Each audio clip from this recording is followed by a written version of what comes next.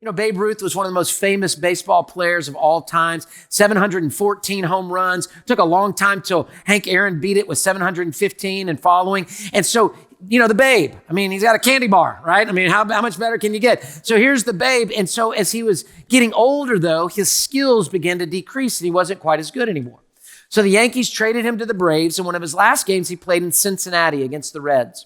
He struck out numerous times, and in the field, he actually made enough mistakes that the Reds scored 5 runs in 1 inning because of the Babe's mistakes.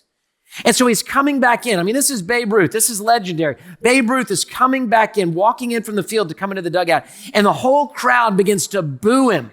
They're shaking their fist at him. They're jeering at him. Don't you know that man is fickle, but God is faithful?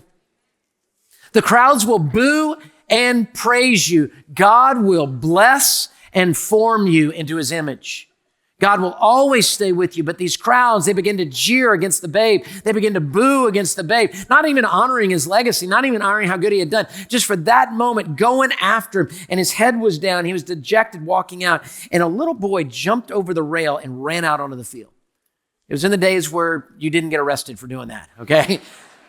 Now, you know, be like, and this poor young man was tased, you know? I mean, but this didn't happen like that. He was okay. And so he jumped over this little boy and he took off running across the field. He ran up to the Babe, jumped into his arms, and Babe Ruth held him in his arms on the baseball field there and gave him a hug.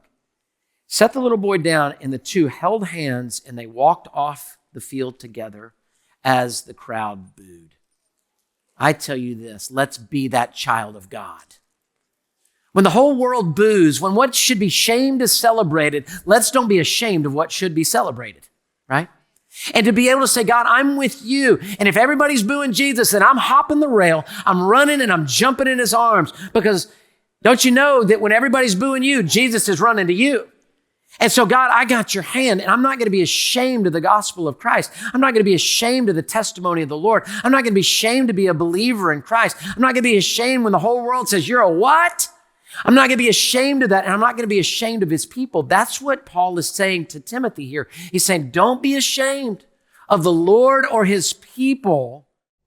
Hey, thanks for watching. To find out more about Houston's First, you can subscribe to our channel, or you can go to houstonsfirst.org.